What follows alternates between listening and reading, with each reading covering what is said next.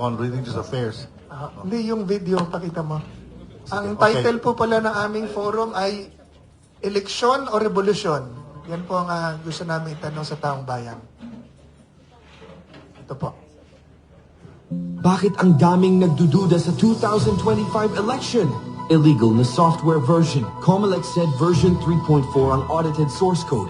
Pero nung botohan, version 3.5 ang nakita sa machines. Hindi ito na-review at labag sa Republic Act 9369, tampering on election returns. Sa Butuan City, tama ang resibo ng botante pero iba ang lumabas sa election return. Ibig sabihin, sa loob mismo ng makina nagaganap ang dayaan. Transmission delays. Sabi ng Comelec, real-time ang election return transmission. Pero NOMFREL got the first election return nearly 2 hours late dahil dumaan muna sa unauthorized server na tinatawag na Data Center 3. 5 million vote discrepancy. Comelec admitted deleting 5 million votes. Pero sila lang ang gumawa ng cleaning. Walang watchmen mula sa media or election watchdogs. Nawawalang BG party list votes. At field validation, 520,000 plus na boto para sa BG party list ang hindi lumabas sa official results. Verified na bumoto ang mga tao. Pero nawawala ang boto nila. Overvotes na nakaapekto sa party list. Over 17 million overvotes ang naitala. Sobrang taas. Sa party list, kahit isang overvote lang, void na agad ang boto. 3.3 million voters ang na-disqualify. Tama na. Gusto na natin ng eleksyon na mapagkakatiwalaan. Kaya ngayong 2028, ito ang ating panawagan. Magkaroon tayo ng hybrid election, manual counting sa presinto. Sa harap ng tao, watchers, at media. Automated transmission, but only after manual verification. Direct transmission to blockchain-based transparent server. Ano ang blockchain? Isang digital ledger na hindi nabubura, hindi nababalikan, at lahat ay may access sa parehong data. Tamper-proof. Real-time monitoring. Immutable record. Public transparency. Benefits ng hybrid election. Una, walang dayaan sa loob ng makina dahil manual ang bilangan. Pangalawa, real-time transparency dahil blockchain ang transmission. Pangatlo, mas murang operasyon. Di na kailangang bumili ng bagong machines kada halalan. Pang-apat, mas maraming mata ang nakabantay. Manual counting sa mismong presinto. At pang-lima, mas mataas ang tiwala ng publiko dahil may record, may access, at may audit trail. Hindi ito radical, ito'y makatarungan. Kung gusto mong tunay na pagbabagong electoral, hybrid election at blockchain ang sagot for 2028. Para sa kinabukasan, hybrid na, blockchain pa. I-share, i-comment, ipaglaban ang hashtag boto ng bawat Pilipino.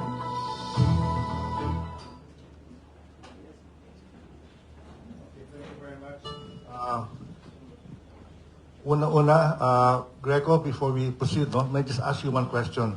You run for the party list, no? How many members do you have actually sa party list mo? Ilan ang members mo and how many votes did you get? Ang members po ng BG is 3 million. A membership campaign, we felt that the party list is like a local election. Di naman to parang kampanyang senador. You know, and giving space dun sa posibilidad ng dayaan, we decided to jack up our membership campaign. So we printed over around 1.2 million membership cards and then listed our members. Umabot kami ng 3 million. And upon field validation, we got around more or less 600,000 votes. Pero 79,000 lang po ang lumabas. So, kinumpare po namin doon sa mga members na talagang bumoto kasi meron mga members naman na member pero hindi naman bumoto. Pero yung bumoto against doon sa inilabas po ng makina. So, those were done all over the Philippines, Luzon, Visayas, and Mindanao. And nakita namin at an average, each precinct o hanggang clustered precinct, hanggang pag pumasok na ng 10 ang boto ng BG, overvote na. Ayan. Anyway, so mas skilled sila sa atin doon at this time. So okay na yon 2028 na tayo. So you are a victim. You are a victim. Your party list is a victim. Okay. So on that note, let us start the salvo and I would like to ask our good attorney to say the first opening statement. Alright, thank you everyone! Kapihan! Dito sa Kamuning. Thank you so much for inviting me. Thank you so much for inviting me, Mr. Greco Bilgeka. Napakagwapo mo talaga in person. Yeah, buddy! At si Big Boy, Butch Belgica, sir! The Greek God. Ang gwapo-gwapo nila, sir. Maraming salamat po sa pag-invite kay Attorney Harold Respicio dito sa forum na ito upang pag-usapan ang mga pagkakamaling nangyari ngayong eleksyon na ito para hindi na maulit sa 2028. Latest po, umamin na po si Chairman George Garcia na nag-uusap nga pala talaga sila ng congressman na tumatakbo noon sa Bohol. At sinabi niya kailangan mo ng 300 million pesos para manalo. Pero sabi ni Chairman George Garcia na misunderstood daw siya. Sir, hindi nga. Kasi kapag papakinggan mo, kailangan mo ng 300 million pesos para manalo. Parang extortion ano? Parang nagsasuggest, nabayaran mo na lang ako ng 300 million pesos para manalo ka ngayong eleksyon. Dayain na lang natin ngayong eleksyon. Pero misunderstood daw si Chairman. Ang ibig sabihin daw niya, yun daw ang magagastos mo sa eleksyon na ito para manalo. Pero sir, ang allowed na gastos lang ng isang congressman ay 3 pesos kada botante. At 300,000 lang ang botante doon sa distrito niya. Ibig sabihin, ang gastos, 900,000 lang dapat. Bakit mo sinabing 300 million? Sir, hindi nga. Sir, pagkatapos ng pag-file namin sa Supreme Court, marami pong lumalapit na report kay Attorney Harold Respicio na pareho po ang experience. At sir, merong na-record na mataas na opisyal doon sa COMELEC, wag muna nating banggitin ngayon, dahil yung record na yan ay lalabas. Meron po, napatunayan po na tumanggap na 25 million pesos mula sa isang local candidate. Ang problema, tumanggap din mula sa kabilang kandidato. Ang problema ngayon, sinisigil na, sir! Nasaan na? Yung ibinayad namin sa inyo, sabi, i-refund na lang daw. Pero daw, ang problema, nabayaran na daw yung mga ibang commissioner. Abangan po ninyo, lalabas po yung recorded na video na iyan. Ang problema po, sabi, bawin na lang ako sa protest. Nag-protest ka naman eh. Kaya pala nagkabali-baliktaran na yung resulta ng eleksyon ngayon. May nanalo, nakasingil na yung nagbayad, pero babalik ta rin sa huli para mabayaran din yung kabila. Wow! Mga taga-COMELEC, ano ba naman yan, sirs? Ngayon po, pinag-uusapan po natin ang mga pagkakamaling nangyari ngayong eleksyon na ito. Kung titignan po natin itong context na ito, mga aligasyon na pambabayad sa COMELEC, at dun sa obserba mismo dun sa ground, na irregularity sa pagpapatakbo ng eleksyon, everything comes together. Ang una pong obserbasyon ay yung maling paggamit ng software. Ang sabi po ng batas, ang software na dapat tatakbo sa makina ay yun ang ma-audit. Pero iba po yung inilagay sa makina. Kapag iba na po ang version at iba na po ang hash ng software na yun, iba na po yung nandun sa loob ng makina. Chairman George Garcia, tanong ko po sa inyo, nandun ba sa loob ng software yung daya? Ipakita mo na lang kaya yung software, i-open source mo at kami ang mag-aral, makita natin kung ano ang nasa loob nun. Ang isa po pong pagkakamali na naobserbahan ay yung transmission.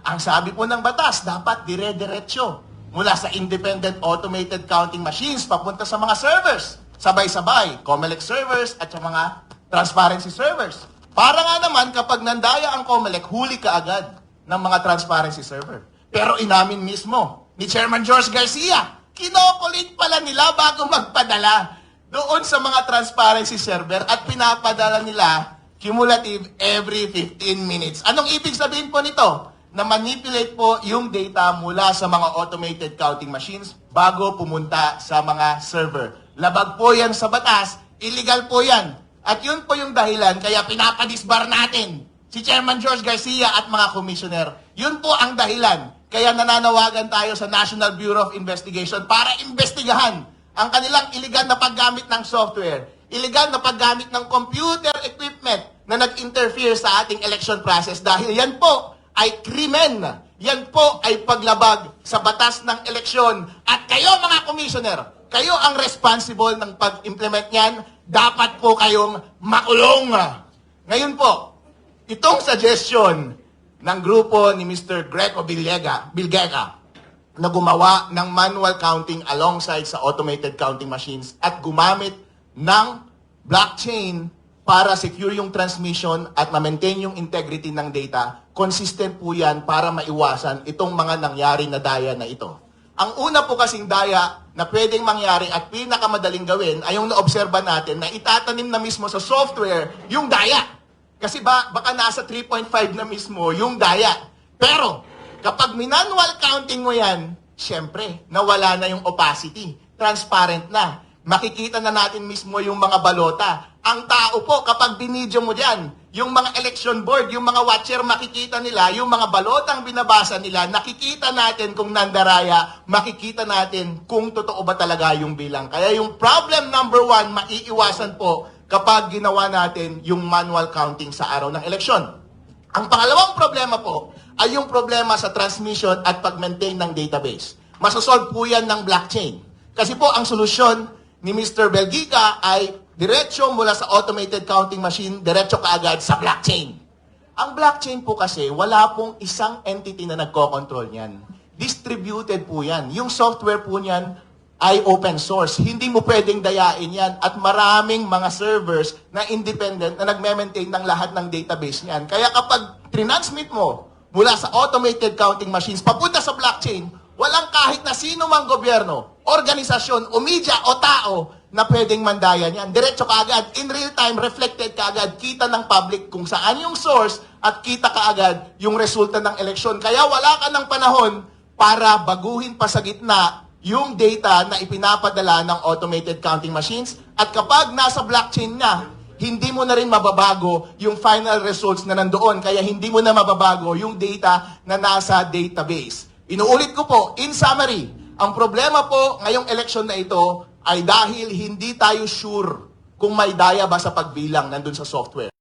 Hindi tayo sure kung may daya ba sa pag-transmit dahil inistorbo nila yung data mula sa source automated counting machine papunta sa mga servers. So pwede nilang i-manipulate sa gitna. Number 3, kapag nandun na sa mga servers, may mga database yon, pwede mo pa rin baguhin kahit nandun na sila sa loob. Lahat po yan maiiwasan dahil yung software ay mabe-verify natin through manual counting, yung transmission at database ay maproprotektahan natin dahil po ang isang blockchain ay immutable yung transmission, immutable yung database, hindi po yan mababago. Kaya po, kapag natupad ang suggestion ni Mr. Greco Bilgega na ayusin ang ating eleksyon sa susunod sa pamamagitan ng paggamit ng parallel manual counting in addition doon sa automated counting ng ating boto at paggamit ng blockchain, hindi na po mauulit yung mga daya ngayon. Kaya Chairman George Garcia at mga commissioner, alis na kayo dyan.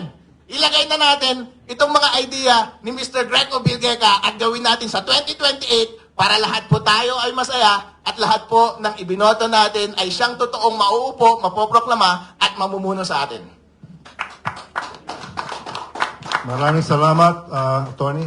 Parang showbiz, no? Parang showbiz. No, but really, seriously, that is a very serious allegation. Okay?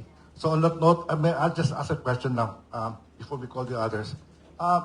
May possibility ba na mabilang ulit at malaman kung sino talaga nanalo for the next, at least within the next 3 years, may makakaupo pa rin? Pangalawa, ano kaya magagawa ng bagong kongreso, the new Congress, the 20th Congress, with regard to this? Yun lang po.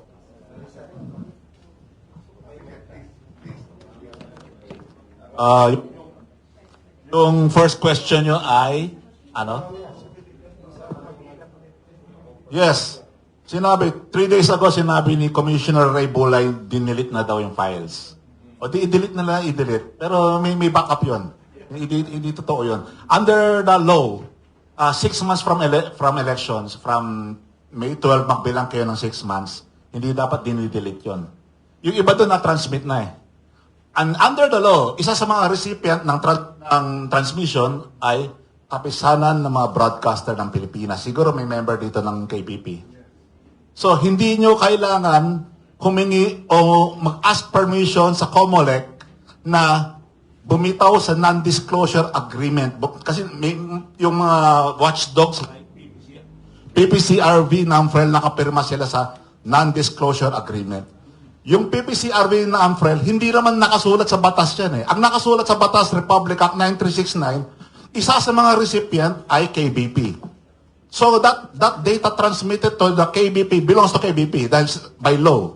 Nakasulat doon. Kahit nakapirma sila sa non-disclosure agreement. Karapatan din yun. Kalampagin nyo yung KBP. That's yours. That data is yours. Nasend na yun. So, early transmission yun. Hindi kasama sa mga sa mga na-alter. Actually, 5 times na-alter yung transmissions from 7 o'clock of May 12 until nung pinulgar nila yung ating whistleblower dito na si ating bagong bayani, si Harold. Idol ko to. Alam mo, may I, 1 minute extension lang to your question. Yung sinasabing tinatamper yung software from version 3.4 to 3.5, ginagawa na nung araw ng Smartmatic yun, kahit na nung 2013 elections, wherein senatorial candidate ito si Greco, one of the victims. 2013 pa nabibiktima ito eh. So that answers the question. Pwede yung data na yun is still very much alive and we can still pursue that data. The second question is, anong magagawa ng Congress? Unang-una, sa topic natin ngayon, election and revolution, magkakaroon ng election doon eh. Habang nagre-revolution tayo, magkakaroon sila ng election doon for the speaker. Right now, just yesterday, nagkakagulo na eh. Sa pagpili ng speaker, crucial yun. Tapos, yung electoral committee, meron sa Kongreso na Committee on Suffrage. Sana yung mapunta doon sa Committee on Suffrage ay isang malinis na congressional representative. At doon tayo magpa-file ng ating mga follow-ups para i-pursue itong yung katanungan ni Sir Rod. Mamaya na ako. Si attorney dito, Please, yeah. Siguro, open okay. Ako po ay si Attorney Doyle, ang tawag ko sa mga kaibigan. No?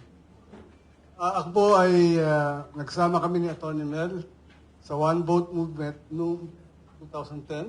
Tinayo po namin yan isang citizens arm ng COMELEC dahil naniniwala kami maayos yung ating pamamalakad sa eleksyon. Ngayon pa man, hindi namin nakamit yung naming noon. Kaya nagsama naman kami ni Greco sa paglaban sa PDAF, yung Fourth Party System, kaya yung Belgica ruling. No? Na inaisama ako ron, kahit na umiiwas ako umpisa, pero talagang kalooban ng Panginoon na maisama ako ron. No? Pangatlo, sinulok natin pumasok sa gobyerno at sulong pagbabago na nais natin gawin. Ngunit, pakinggan ko na lang, i-quote ko na lang si Jack Maawatan.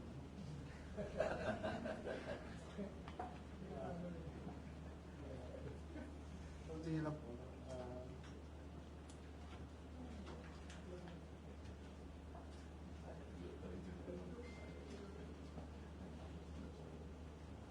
Ano sabi niya? No?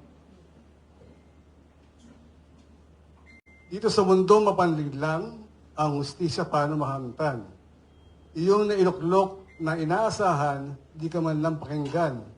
Agad-agad kang papatawan, ganyan ba ang kalakaran? Tunay na di maintindihan ng iba ang paninindigan, ang batas walang kinikilingan, ay apo di maawatan. Tayong lahat may sinumpaan, sa ligang batas ay ipaglaban, alituntunin ay isa katuparan, dapat sundin ng puso't isipan. Tinupad ayon sa katotohanan ang atas ng buong katapatan. Tunay na di maintindihan, itong mga ibang nahirang, mali na nga pinagpipilitan ay apo, tiyak maawatan. Kapag hindi kayang awitan ang gusto ng maling paraan, mananakot at kakasuhan, kawaning may paninindigan. Itong mga salot sa lipunan dapat malaman ng taong bayan. Tunay na di maintindihan, ba't sila nagkakaganyan? Dahil ba pera-pera lang? ay Apo, tsak maawatan. Sabi ng banal na kasulatan, papalayain ka ng katotohanan. Manalig dahil sa kalaunan, pangalan na kanilang niruyakan, Panginoon, ganap na nilinisan, ito ang dapat panghawakan. Maling gawain ay binabalikan sa taktang araw huhusgahan. Doon sa apoy na dagat-dagatan, sila naman ngayon ang sasigaw. Tsak maawatan. So, ang panawagan po, nasabi na kanina ni Chairman Greco, no? Ating balik tanong ang sinasaad sa ating yung ating constitution, no?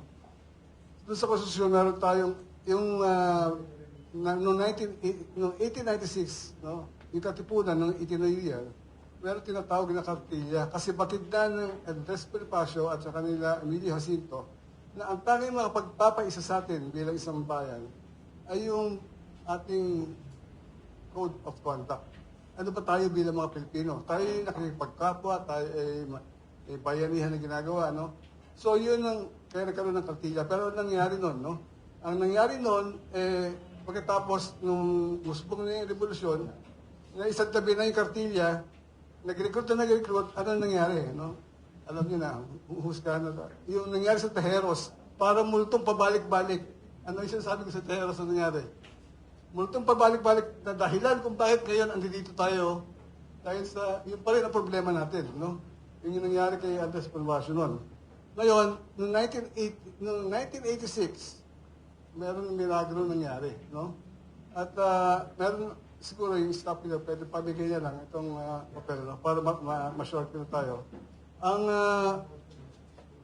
sinasabi ng ating code of conduct, sabi dyan, no? Meron tayong tipanan, bawat mga Pilipino, no? Kasi sabi natin, we the sovereign Filipino people, no? Tapos imploring the aid of Mighty God, to Almighty God. Ibig sabihin yung tipanan natin, hindi lang para sa atin, kundi pati sa Diyos, no? At ano yun, no? In order to build a just and humane society, makatarungan ba at makatao ba ang ating lipunan ngayon? Ngayon, and so on and so forth, no? Yung susunod doon, yung tungkol sa demokrasya, no? At, pero meron tayong bawat Pilipino na responsibilidad. Ano yun? Ang mabuhay ayon sa rule of law and a regime of truth, justice, freedom, love, equality, and peace. Sino ba yung truth? Sino ba yung babalik para husgahan ang the living and the dead? Who will free us from the bondage of sin? Sino ba yung love? Sino ba yung turo sa atin ng equality? Sino ba ang Prince of Peace? Hindi ba si Kristo, si Christ? Kaya, regime of Christ and rule of law. Yan ang code of conduct natin. Regime of Christ, ROC, and rule of law, ROL. Rock and roll tayo ngayon. So, yun lang po. Maraming salamat. Thank you very much. Thank you very much. Okay, can we hear from the others, please? Gentlemen, please. Can we hear your piece?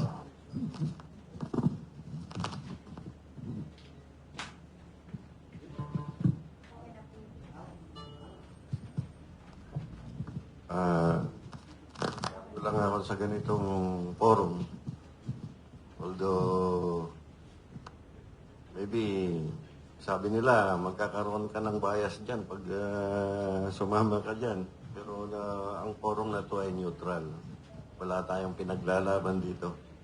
Ang problema lang, sa panahon ngayon, pag sumali, ang mga retired o may active man na sumali man lang sa forum, ang feedback agad ay inciting to rebellion. Ano yung ano? We are here. I am retired already in 2011. We are here to see to it that the truth is being fought for. Pinaglalaban natin ang katotohanan.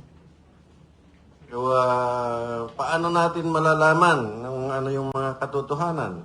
Pinag-aralan. Elementary pa lang tayo, tinuturoan na tayo na pag nagsinungaling ka, either you are suspended or dismissed from school. So, ibig sabihin, masama yung nagsisinungaling.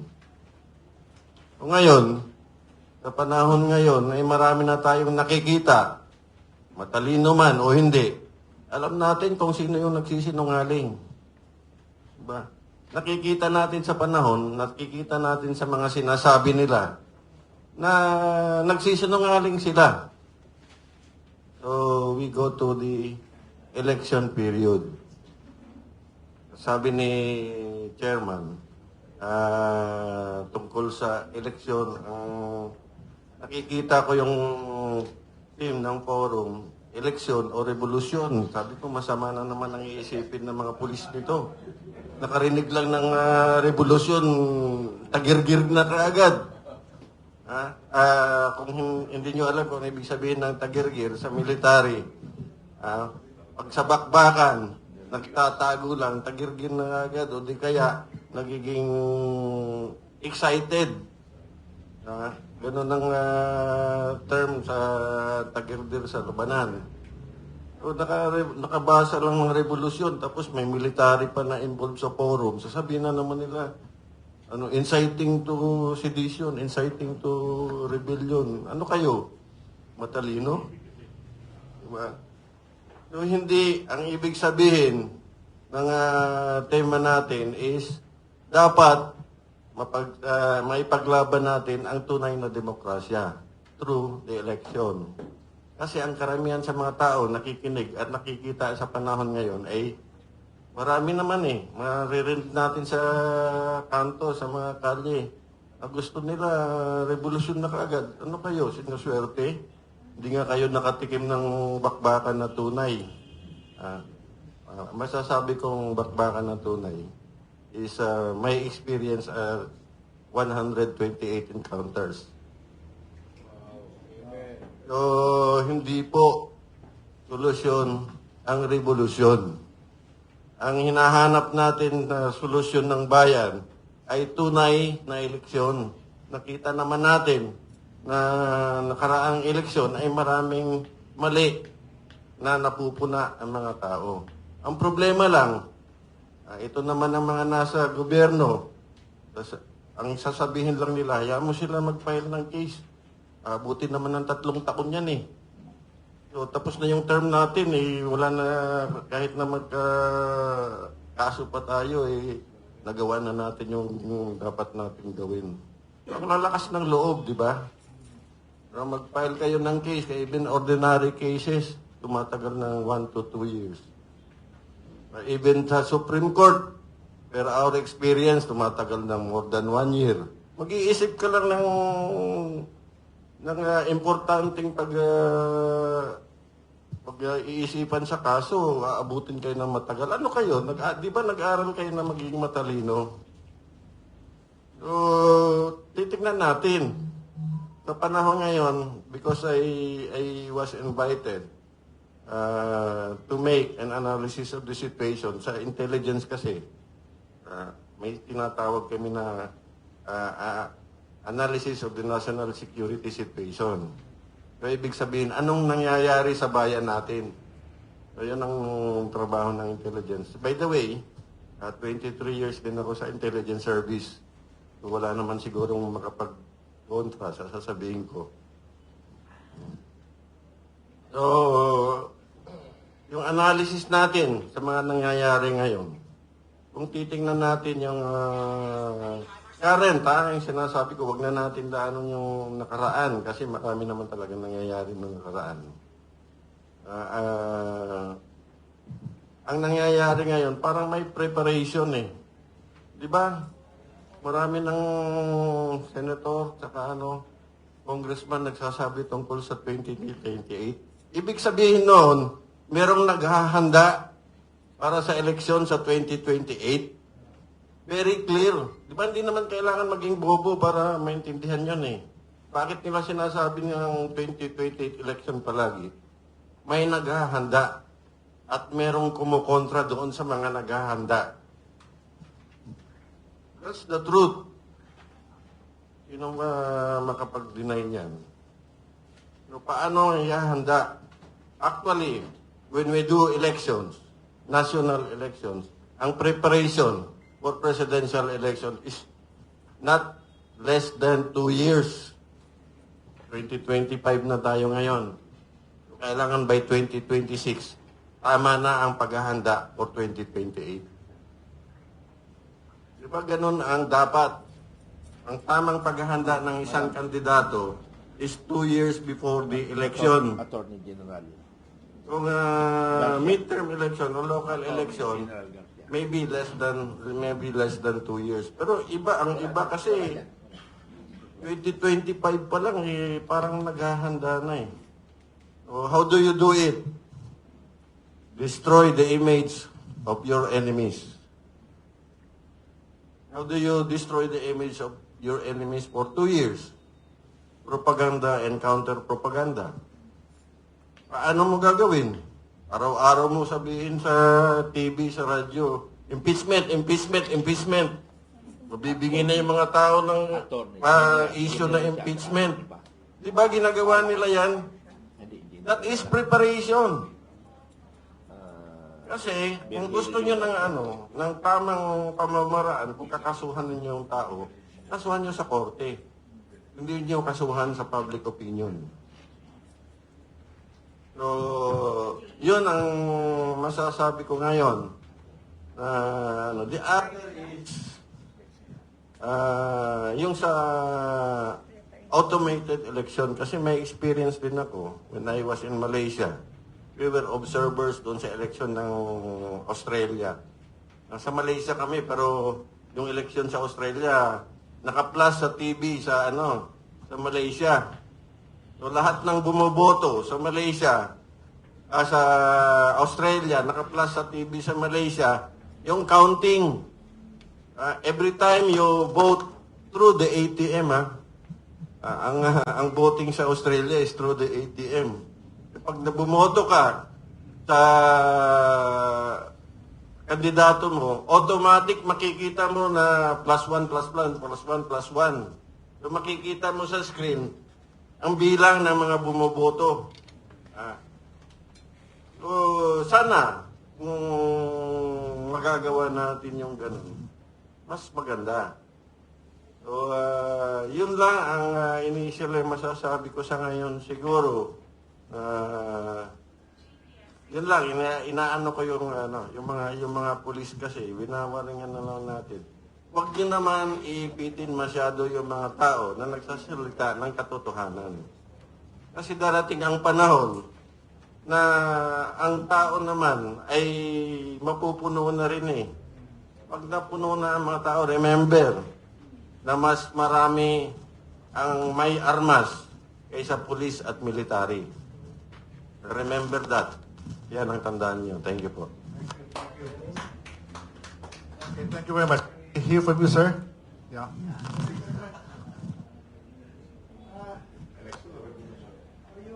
Yung sinabi ni General Capon, di ko ganun yung sa revolution. Yung ngayon, iba yung kahapon. Okay. Chairman Garcia, ang kapal ng mukha mo. Umarap ka sa amin. Ilang beses na kaming humarap sa iyo. Yan sa Intramuros. Para bang wala kang naramdaman. Pero alam ko, narinig mo kami. Kaya George Garcia, pag ikaw pa ang umupo sa 2028, magkasubukan tayo. Subukan lang natin ang tapang mo at tapang ng taong bayan. We are United People's Initiative.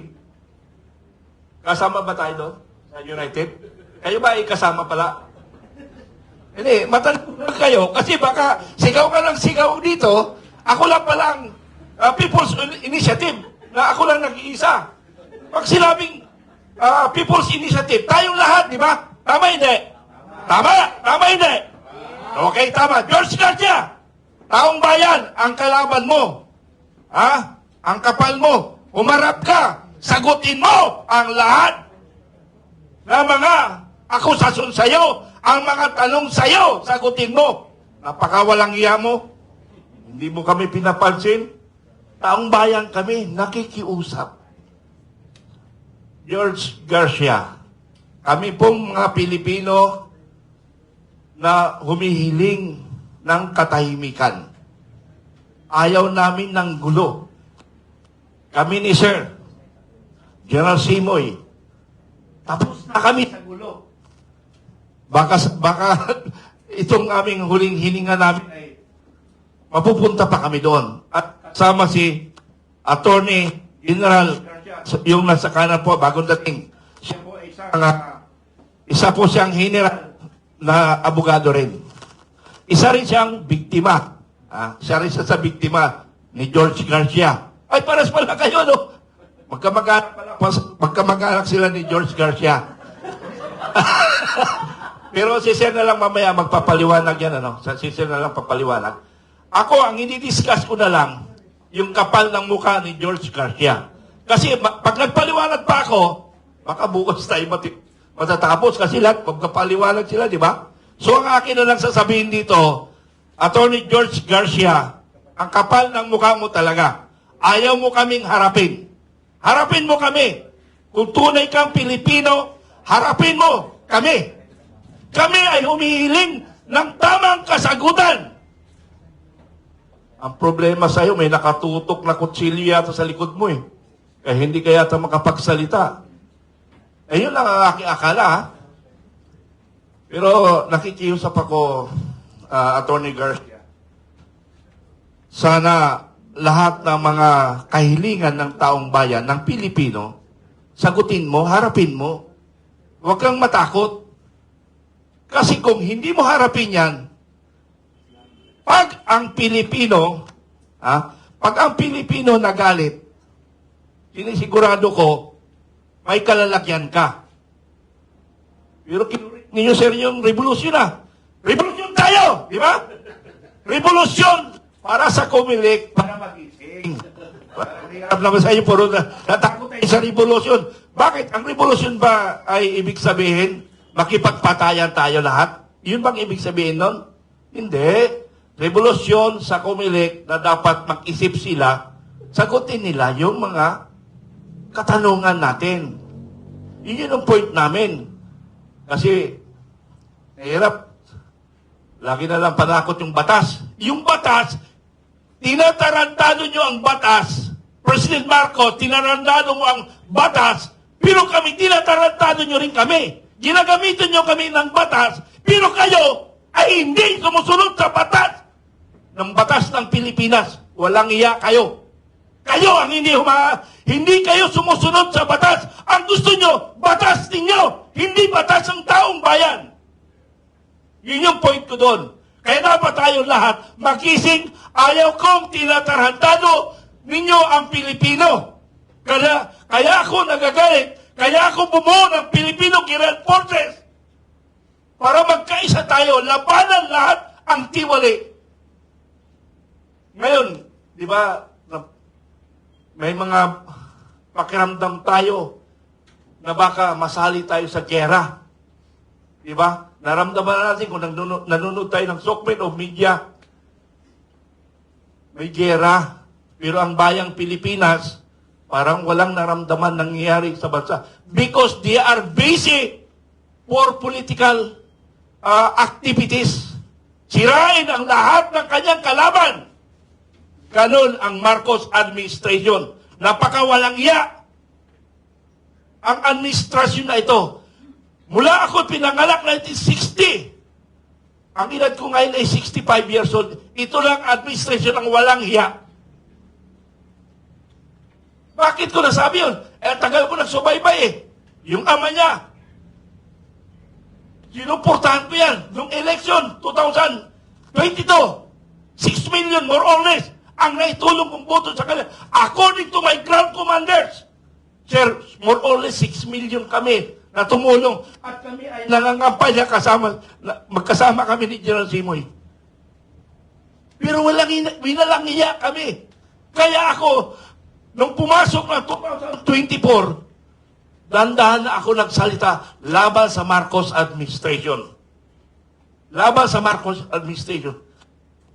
Kaya, mga kababayan ko, in regards to yung napipintong giyera, para makasubaybay lang kayo sa mangyayaring gagawin ninyo kung sakaling mapalaban tayo ng giyera, may lecture po ako, training, online, panoorin nyo na lang po sa YouTube ko, Makabayan Informative Channel. Nandoon yung lecture ko kung anong gagawin natin in case of war. Mayroon akong 3 quid diyan sa party ng Rizal. They can accommodate more or less 3 million Pilipino. Kaya pag sakaling nagsunod-sunod na patakan dito, pumunta na kayo, hanapin nyo ako. Pero panoorin nyo lang sa Makabayan Informative Channel and my channel sa Northern Luzon Command ko, yung commander ko sa Northern Luzon, ay mayroon rin silang YouTube Pinoy Insight. Maraming salamat sa lahat ng mga Pilipinong nagmamahal. Okay, thank you po. Thank you very much. Thank you very much. General, lahat tayo, salamat Panginoon, we have freedom of speech. And you can call anybody an SOB as long as you can prove it. Okay? Anyway, before that, may I ask our latecomer to say his piece. Magandang umaga po sa inyong lahat. Ako po si Attorney Virgil Garcia. Ako po yung isa sa complainant against Speaker Romualdez for yung complaint namin na falsification of public of legislative documents. Ako din po yung nag-file ng petition for disqualification sa mga Tulfo. On 3 grounds. Hindi naman po siguro sub judice na sabihin ko lang yung grounds na ano yung aking bakit ko sila pinapadisqualify. Sabi ko, under the Constitution, bawal ang political dynasty. Of course, kailangan ng definition. Pero sabi ko, pag-garapalan na, baka naman pwedeng hindi na natin antayin ng definition. Kasi halimbawa na lang, sabi ko, merong ginagahasa sa harap mo, hindi defined as a crime, hindi mo ba pwedeng awatin?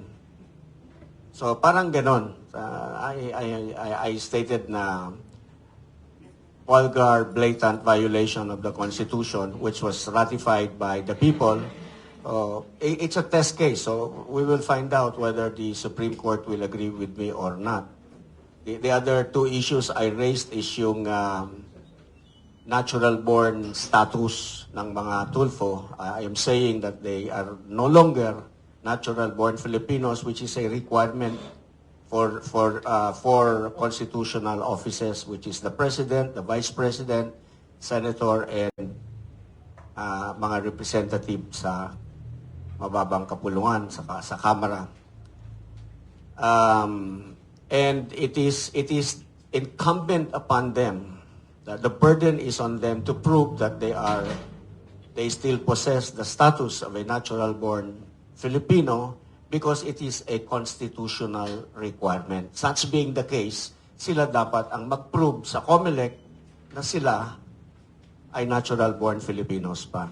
The last item I raised has relation to the case na decision ng Supreme Court sa kaso ni Grace po, where the Supreme Court, by a vote of 7 affirmative votes lang, voted to strip the COMELEC of their constitutional jurisdiction to pre-screen candidates. Kaya kung mapapansin po ninyo yung ating mga certificate of candidacy, wala pong nationality, walang citizenship. And so, anybody can just file, and then, if you win, that's the only time, sabi ng Supreme Court sa case ni Grace po, that's the only time that you can contest the citizenship of the winning candidate in an electoral protest through a quo warranto proceeding. Hindi po ganun yung hindi po ganun yung sinasabi sa ating saligang batas.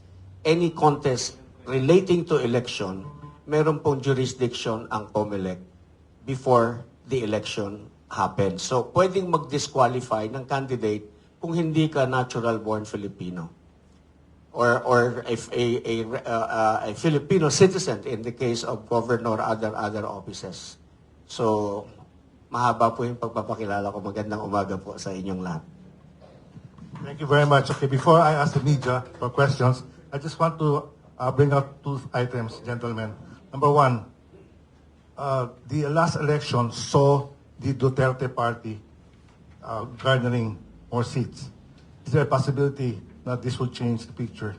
Pangalawang question, and this is my last question. Sir, would there be a foreign a foreign power involved in this problem of ours? Meron kaya nagmamanipulate sa atin? Yun ang po ang tanong ko. And then before that, I'll ask the media.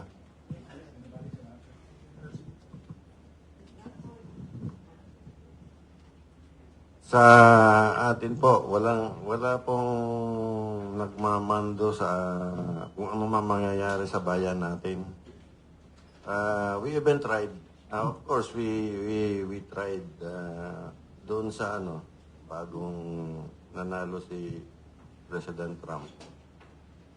People tried and asked him kung may tulong ba. Ang sagot lang doon is, we do not want to be biased. Ibig sabihin, wala siyang mapapanigan. But the Filipinos should help and solve their own problem first before I can help them.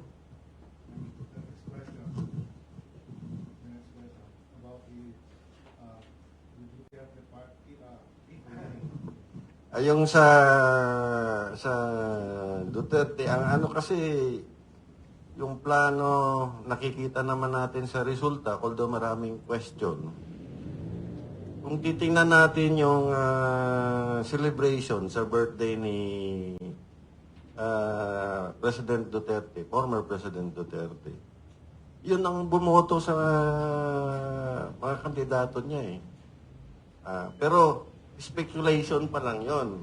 But it is being shown to the public na this is our voting population. Very clear naman yung indicator na yun eh. So, nadagdagan yun noon may mga endorsement.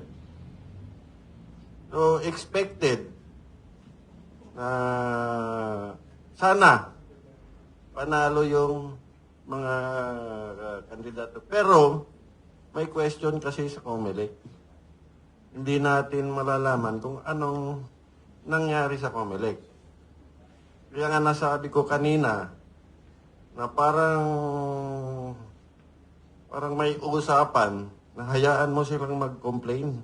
Hayaan mo silang mag-file ng case. Kaya ang sagot palagi ng COMELEC, you file the case sa Supreme Court. So, ibig sabihin, hayaan mo silang mag-file ng case. Sabihin mo na lang yan. Then, may mga issue na nilalabas. For example, yung kay Atty. Respicio. Ang sagot, fake news. Without any explanation. Ano yun? When you say something that is wrong, you should be able to explain in detail bakit mali. Na hindi naman ini-explain bakit mali. So, kung expert yung nag-i-explain, hindi mo masasabing mali. Kasi pinag-aaralan nila yan eh.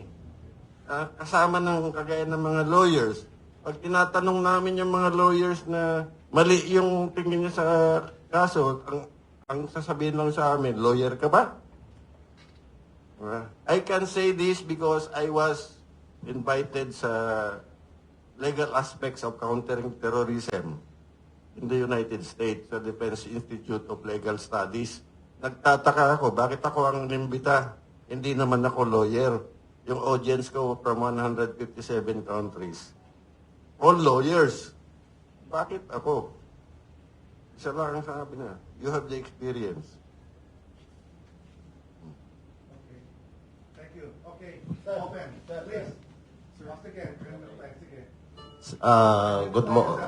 Yes. Good morning. I'm Vic Saminta from Net 25.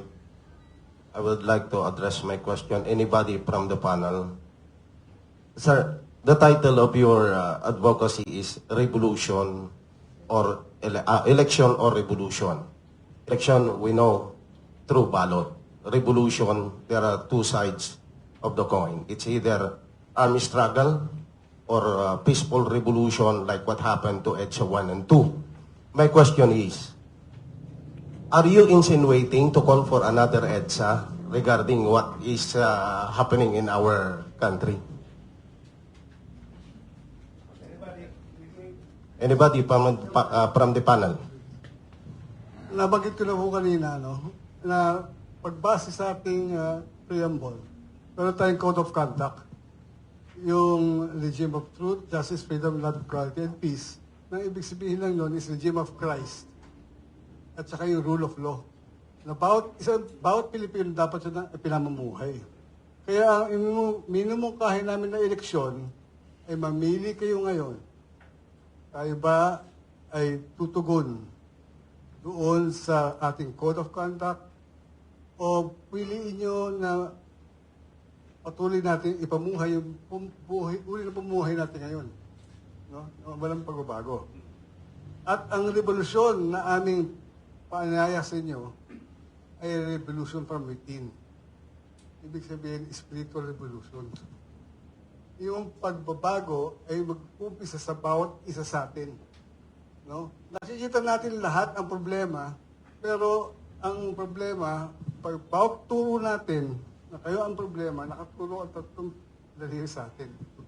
Unahin natin yung sa ating sarili, siyasatin natin, yun ang revolusyon na aming ibangkay. Kaya makibaka, huwag matakot, manampalataya at sumama. Sama-sama tayong lumaban. Eleksyon para sa revolusyon, aksyon ng solusyon. Handa na ba kayong lahat? Ang himig natin ang inyong awitin. Upang tayo magsama-sama sa langit ng pag-asa. Rock and roll, take over stage. Okay. Thank you very much. Sir, okay. Kaya nga, nabasa ko yung nakasulat eleksyon na revolusyon. Kaya kami nandito, as I explained earlier, ayaw kasi namin ng gulo. Kaya paglalaban na lang natin na matutuloy yung eleksyon sa 2028, yung sa tamang pamamaraan. Kaya nga, it's a choice eh. Kaya nakalagay kasi doon. Kasi ito nanggagaling sa salitang kanto kasi itong election or revolution eh. Ang sabi ng mga tao eh, sir, dapat magano'n na kayo. Nangyayari ito during the time of ERAP. Maraming nagko-convince sa armed forces. Eh nakikita naman siguro ng armed forces noon na mali-mali na yung nangyayari sa bayan. Kaya ang tumayo, si General Enrile. General Reyes, I mean.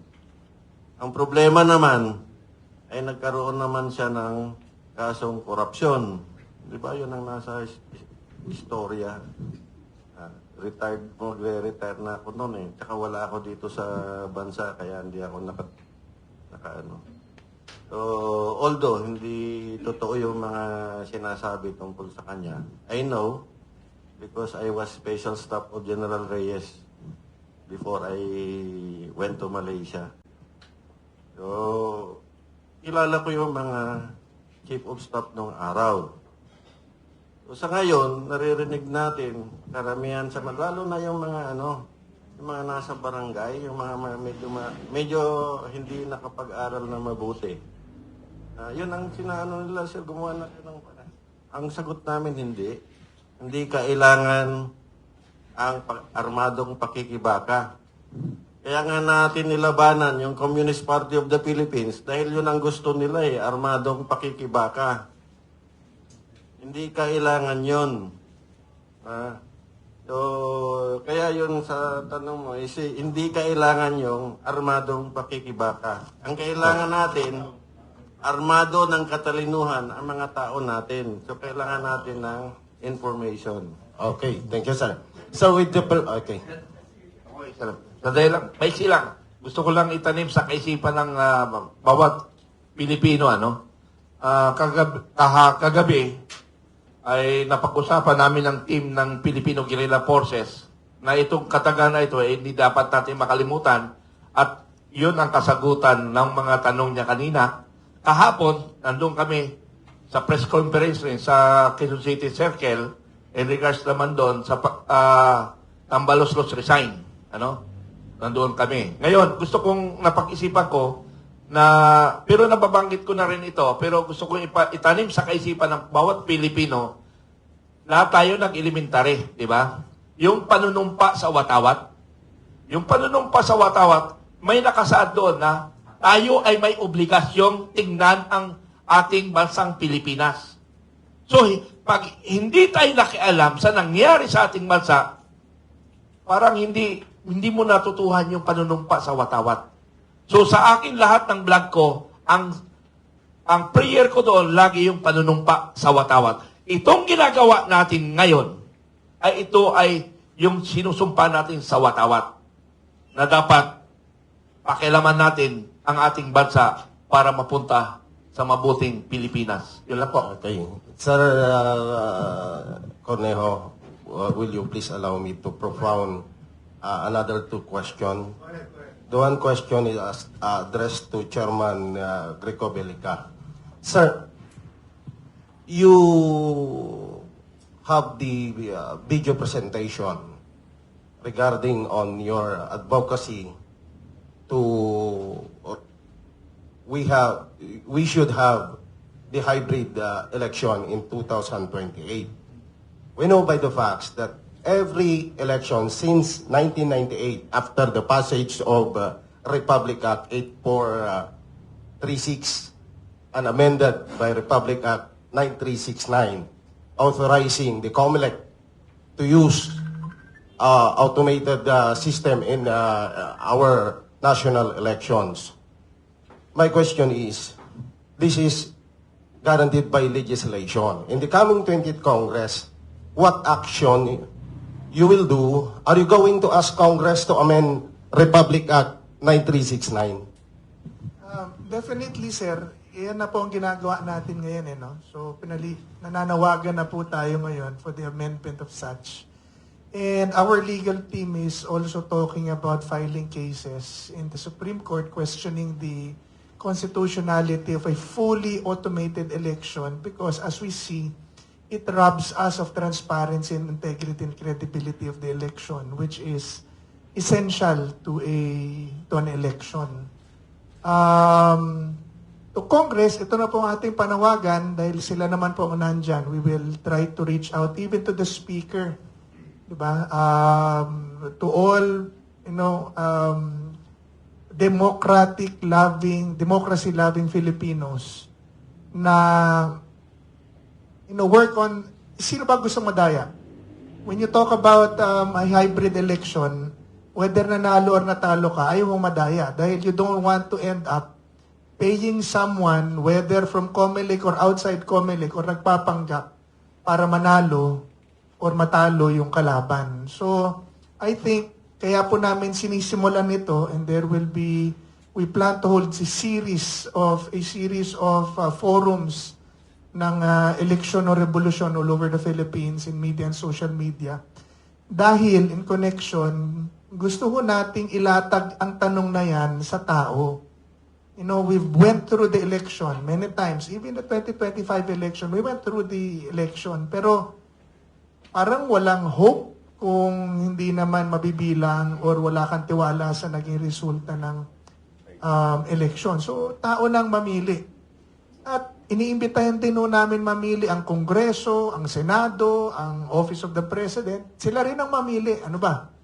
Eleksyon o revolusyon? So, ang puntos po dyan, tayong lahat, pili tayo ano ba ang gusto natin at suriin natin kung bakit, ano ba ang pros and cons. If we go through election, paano? Anong disadvantages? If we go through a revolution, paano? Ano ba ang advantage and disadvantage? And then we choose, hindi ho inciting, tawirin ko na yung tanong niyo po, to rebellion or to sedition yung aming ginagawa. This is an honest question that we are posting to the Filipinos dahil gaya ng sinabi namin kanina, pag binalikan natin ang ating preamble at ating saligang batas, the very reason we came together to unite as a country and wrote down our Constitution is to build a just and humane society that will embody the aspirations of the Filipino. Sinama pa natin ng Diyos sa usapan at tipanan na yan. Sabi niya, tayo mga Pilipino sa tulong ng ating Diyos. So ito po ay isang tipanan na binabalikan at inilalatag natin sa bawat Pilipino, opisyal or hindi. Anong gusto natin gawin ngayon? Okay. Chairman, I hope you agree with me that the result of this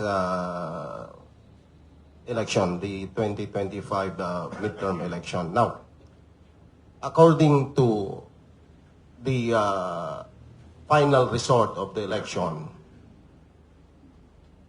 317 congressmen, including party list representatives, will compose the 20th Congress. Only 97 is the first termer. How optimistic you are when you ask the 20th Congress to amend the Republic Act 9369 so that we can have the hybrid elections. Kasi kung titignan natin, this is not the first time na may clamor, may cry na bumalik tayo sa hybrid or even manual. Kasi every time na magkaroon tayo ng election, since na pumasok tayo, we enter into automated elections, laging may question. So, are you still optimistic with the composition of the 20th Congress that these initiatives will be approved or passed in the 20th Congress? Sa Kongreso siguro, hindi. Pero optimistic ako sa taong bayan. Ang tanong pong ito, na binibigay natin sa taong bayan at sa Kongreso. Ano ba gusto ninyo? Eleksyon o revolusyon? So, I think ang reaksyon po ng taong bayan will depend sa reaksyon ng Kongreso at mga opisyal. Pag sinabi natin na, ano ba gusto mo, eleksyon o revolusyon? Pag sinabi ng Kongreso, eleksyon. O yun pala eh. So, itong klaseng eleksyon ng pagbabago na gusto namin. Pag sinabi ng Kongreso, hindi, ayaw namin yan, gusto namin ito. Sagutin din ng taong bayan, ano ang gusto nyo? Pag-isipan nyo mabuti, mamili tayo bilang bansa. Eleksyon? Kasi pareho pong pagbabago yan eh. If we go through election, pagbabago. If we go through a revolution, pagbabago. If we go through a peaceful revolution, pagbabago. Mamimili lang tayo, ano ba ang gusto natin? Now, dito tayo lahat. Papayapa. Okay. One last na lang. Promise. My question is addressed to Attorney Respicio. Attorney, you did mention a while ago na you're accusing Chairman Garcia of COMELEC na marami siyang mga ginagawa, mga hocus-pocus dyan sa katatapos na eleksyon. Ang tanong ko po, we know by the facts also that Chairman Garcia, and COMELEC chairman, is an impeachable official. So are you going to file also an impeachment case against Chairman Garcia in the 20th Congress?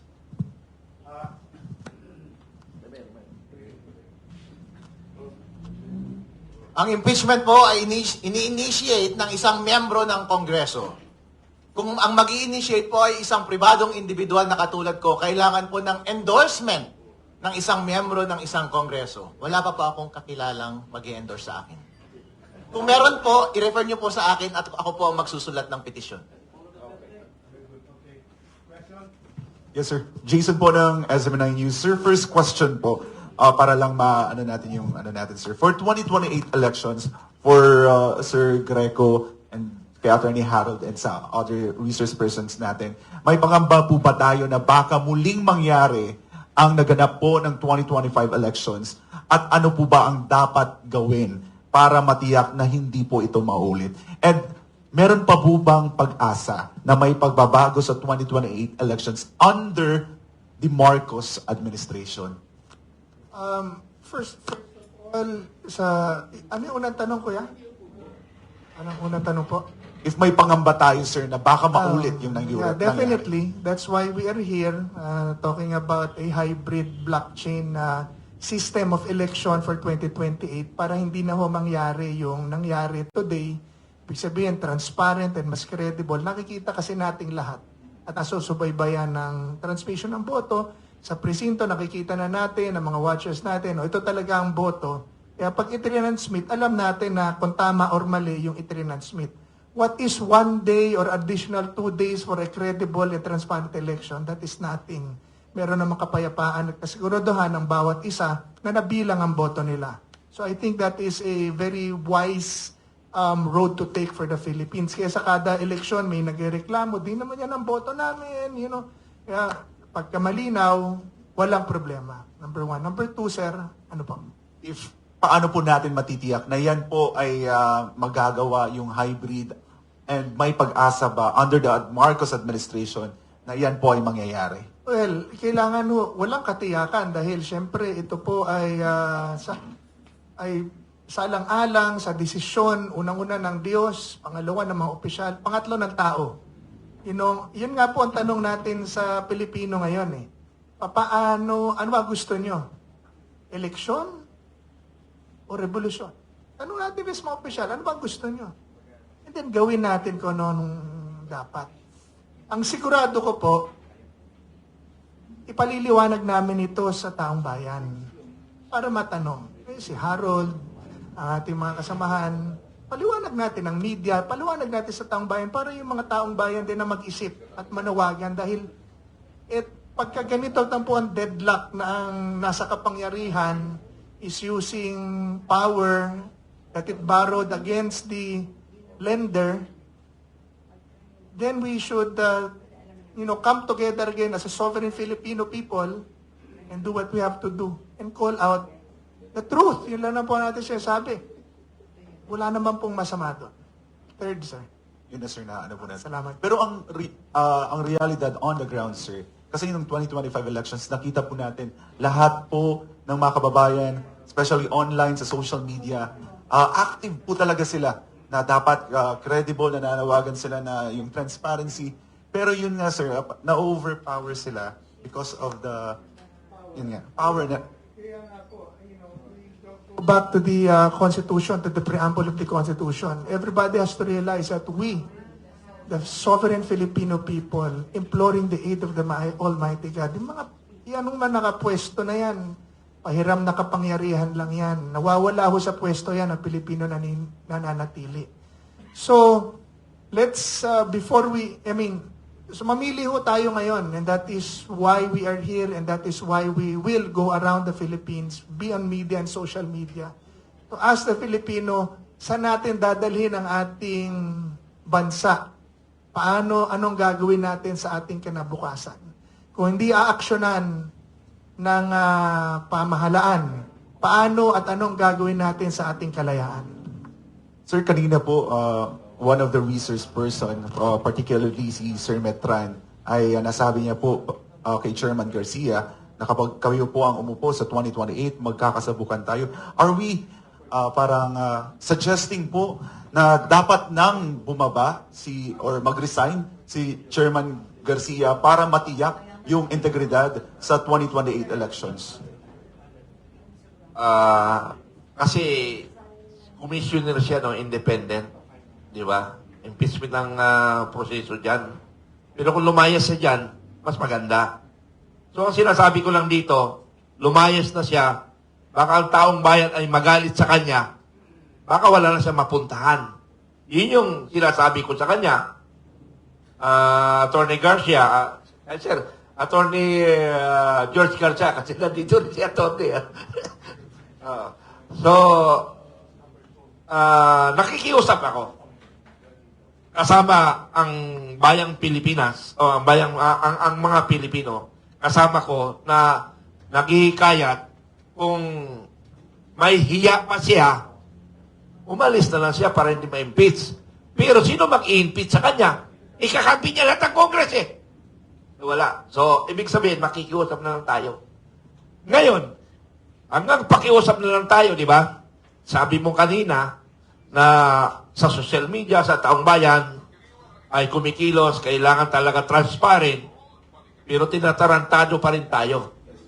So, magtarantaduhan na lang tayo.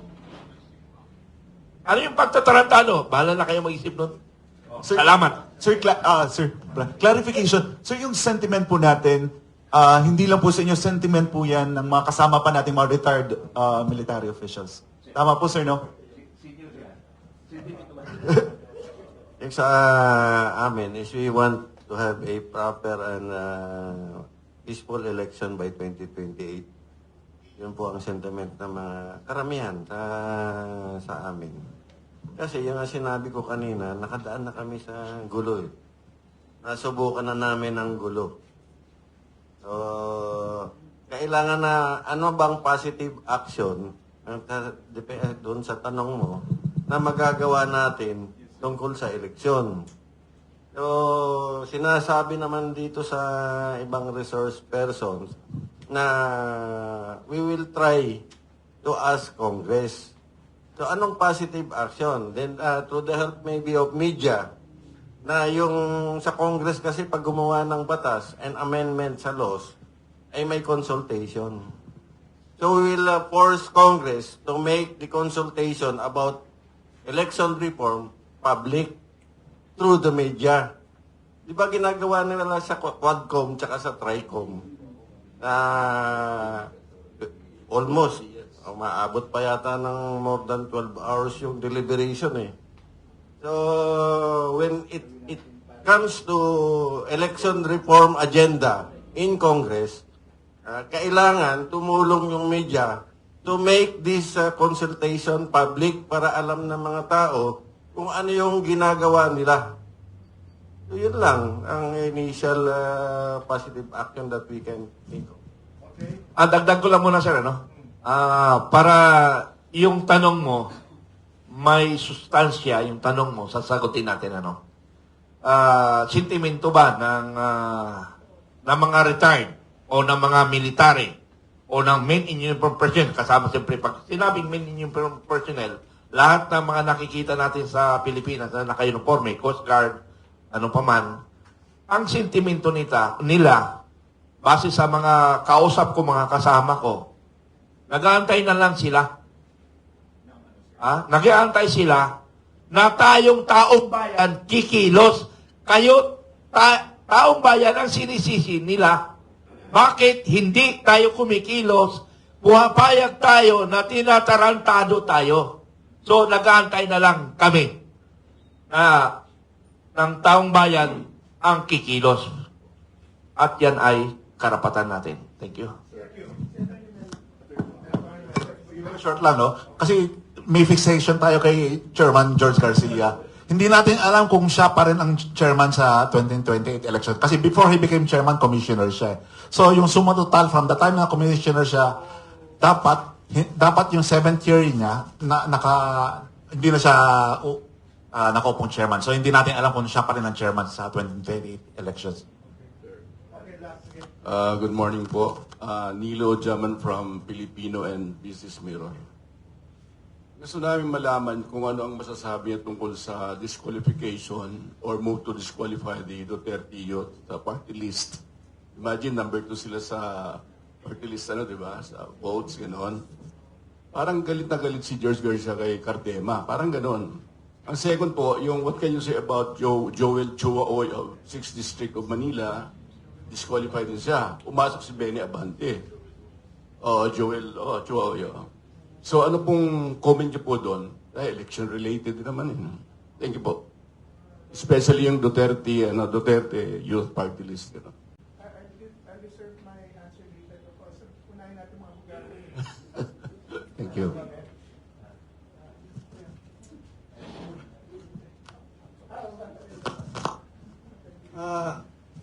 Siguro, ito my participation is purely cerebral. No? Walang kinikilingan. Kapag ang isang nahirang ay na-disqualify, siya yung majority vote. No? Hindi automatic na iuupo mo yung second kasi hindi naman kaya nga vote majority, di ba?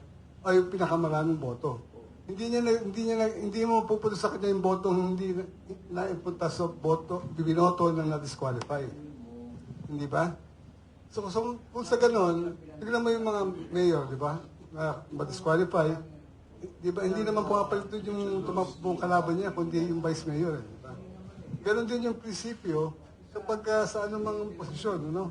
Dapat magkaroon ng election, no? Yun ang sinasabi sa yun ang democratic process talaga, natawag natin. No? So, ano? Okay.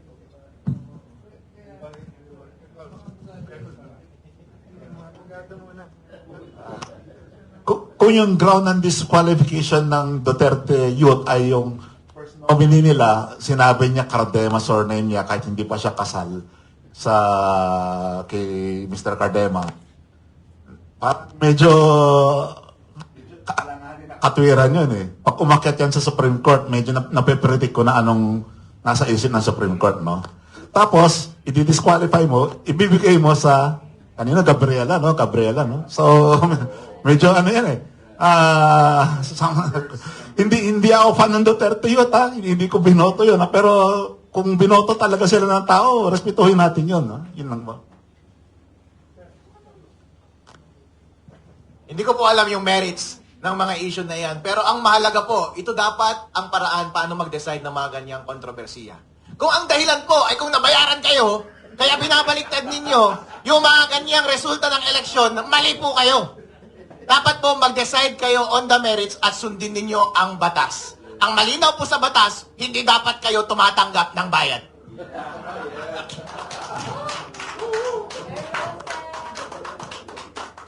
Well, the people have spoken. You know, I don't know the merits of the case.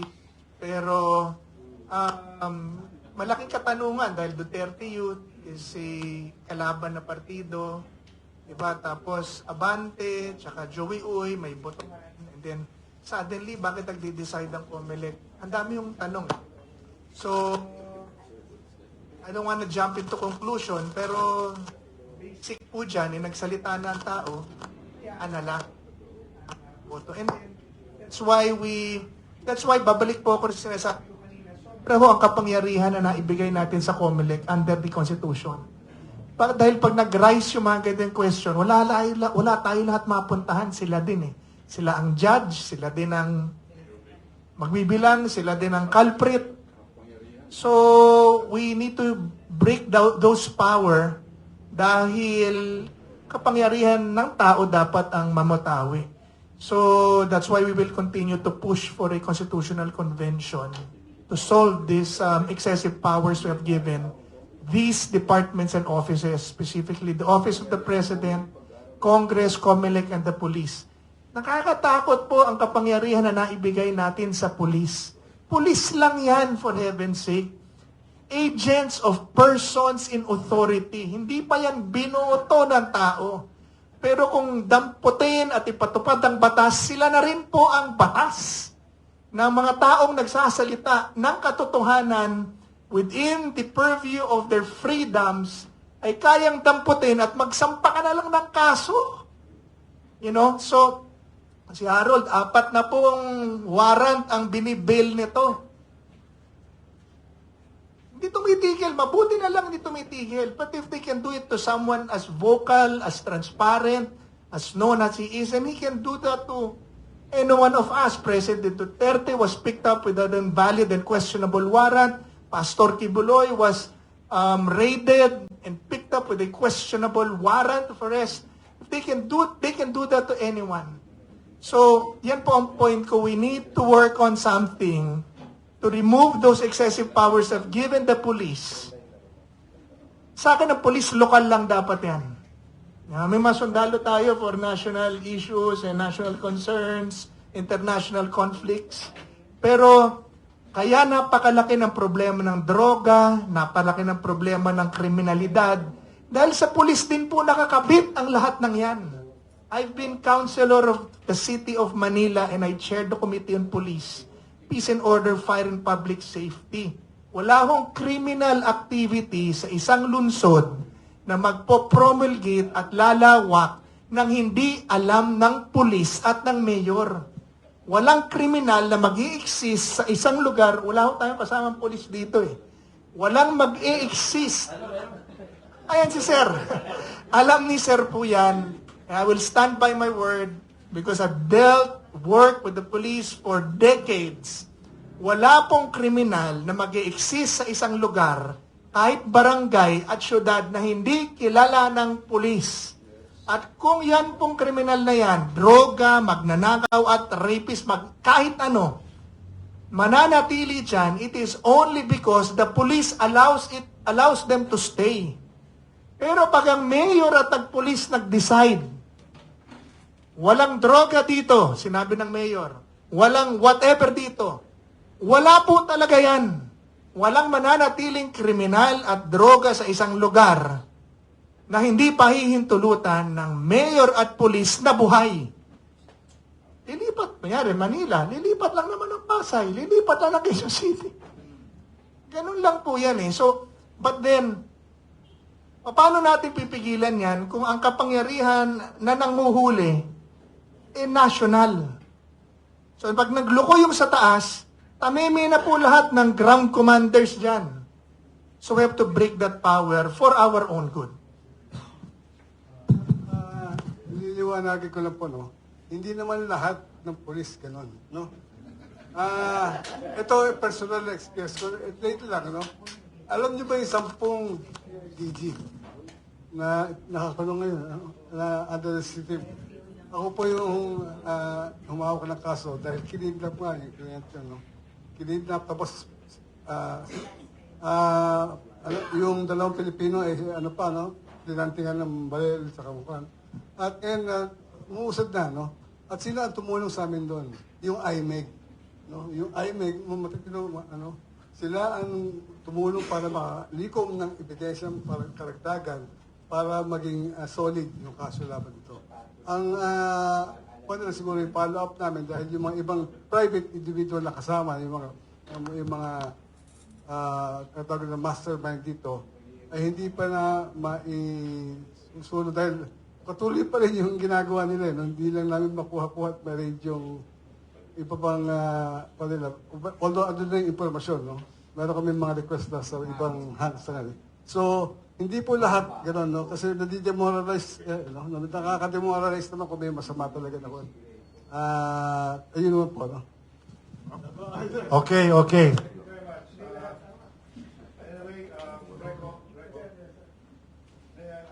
Give last closing statement before we go on. Kasi I want to dismiss already. Okay? Okay. Dear friend, the former presidential... Ako magtatanong. Yes, Butch Bellica. O kasi puro narinig ko kanina. First of all, comment lang. Dapat pala ang title nyo, Election Revolution. Hindi yung eleksyon o revolusyon. Naintindihan nyo ba ibig sabihin? Election Revolution. Kasi ayaw nyo ng revolution eh. Talaga mag-revolution. What is happening today, happened already eh. Before. Mauulit din. Hintayin magbukas ang Kongreso. I'm telling you, what is happening today, happened already during the time of ERAP. Doon sa Senado nag-umpisa, nagsayaw-sayaw pa si Tessie Ureta. Ito, masasayaw-sayaw siguro si Tambalolos doon sa Kongreso. It will trigger something. Yun lang komentaryo ko. Pero ito ang tanong ko.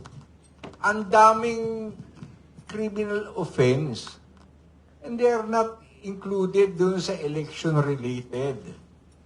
Ang election-related, tungkol sa proseso.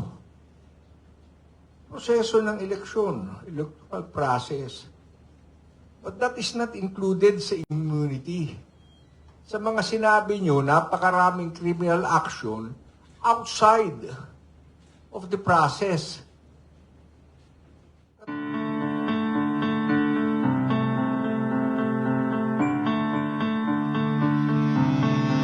Gintutilak inaakit ang iyong mga mata, kapangyarihan sa labi. Natin na ngayon, hindi makikinig sa inyo pati korte. There is no such thing as rule of law now. Ang law ngayon si Bongbong. Yun lang.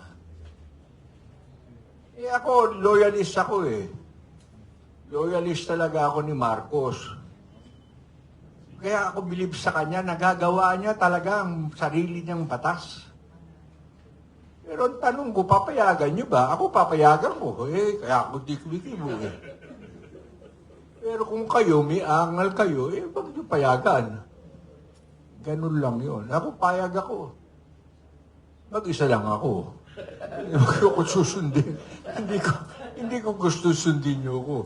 Kung kaya ka naman ako oo, dahil sa pagmamahal ko sa tatay niya. Di ba? Ganun lang yun. Pero hindi ko siya mahal. Ngayon, nakarinig ko yung mga sinasabi niyo, baksyong kayo. Ganun lang yun. Sige, salamat. Sir, comment lang po ako doon sa... Sir, comment lang po ako doon sa initial na sinabi nyo na ayaw namin ng revolusyon. Gusto po namin ng revolusyon. Pero tama po yung sinabi nyo na gusto namin ng election revolution. Isa po kasing importanteng elemento ng revolusyon, suporta ng tao. Wala pong magtatagumpay na revolusyon pag walang suporta ng tao. Tama po kayo, we want electoral revolution. We provide the spark. Ang aming buong pag-asa, magtutuloy-tuloy yung fire. Hindi yung putok kami ng putok, walang nangyayari. Gusto lang po naming pukawin yung damdamin ng ating mga kababayan. Gusto namin ng pagbabago sa halalan dahil ito ay isang mahalagang haligi ng ating kalayaan, ng ating demokrasya. Kailangan po nating bantayan para hindi maulit yung mga nangyari nitong nakaraang eleksyon na marami pong violation pati sa karapatan ng tao, pati sa karapatan ng mga botante. Hindi nila nalaman kung sino-sino ang mga kandidato, ipinagbabawal ang paglagay ng tarpaulin pagka hindi ka nasa administrasyon, ipinagbabawal ang pagkampanya o pakikipag-usap o pag-participate sa electoral process pagka ang sasalihan mo kalaban ng nakaupo. We have to change all this po. Ayaw po namin mangyari ito sa 2028, which is why we're saying we want electoral revolution. Salamat. Okay, I think the statement. Okay, last please. Yung ano po, sa mga nagda-drive dito, kung titinin nyo yung dashboard, may makikita kayong tachometer. May doon RPM. Ang ibig po sabihin nun, revolutions per minute. Kada minuto, thousands of revolutions, no? Hindi natin kailangan maghintay until 2028 election. Dahil ang election, although mukhang once every 3 years, pero meron tayong batas, ang election, every year, there should be 2 elections every year under 397 of the Local Government Code. Ang kandidatong tumatakbo doon ay mga proyekto, hindi politiko. Ano po yun? Tuwing barangay assembly, dapat ang trabaho ng barangay pinapakita sa tao, ito ang mga proyekto, pagbotohan nyo. Walang sumusunod, walang sumusunod. Pero tingin ko mayroong isang susunod doon. Tingin ko yung municipality of Reyna Mercedes will be the first in the Philippines to implement. Medyo kalampagin nyo. Ibigyan natin ng deadline, the municipality of Reyna Mercedes na i-implement yung batas na yun wherein ang kandidato ay proyekto, hindi politiko. It must be done twice a year, every barangay assembly day, every 4th day of March and every 2nd Saturday of October. Bigyan natin ng deadline yung ating superstar. Implement it, be the first in the Philippines to implement that. Another point, yung nagsasabing wala ng pag-asa. May question po si Brother Rod Cornejo. Is there foreign power involved? Meron po. Yung nag-uumpugan yung dalawang superpowers, US and China.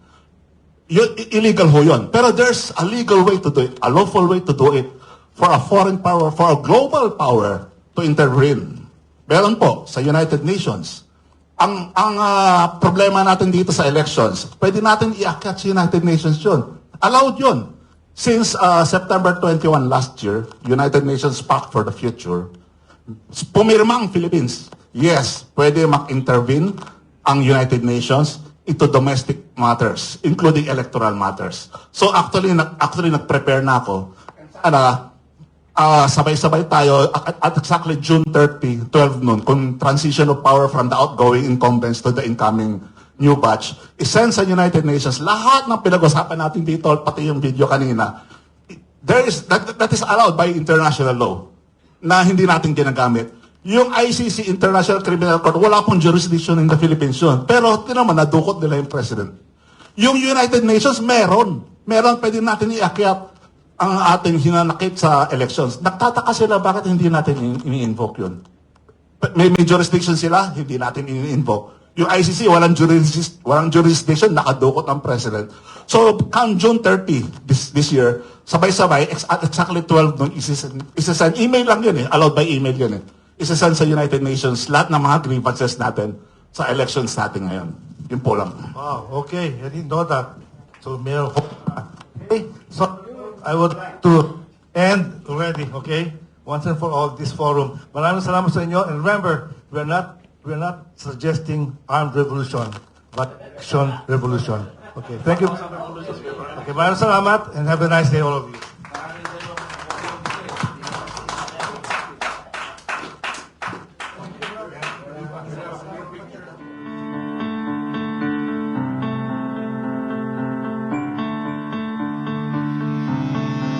Gintod pilak Inaakit ang iyong mga mata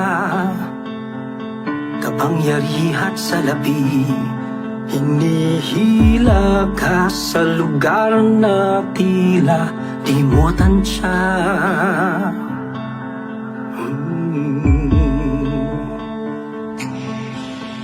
Tatalian gamit ang matatamis na salita Aamuhin paglalaroan na parang bata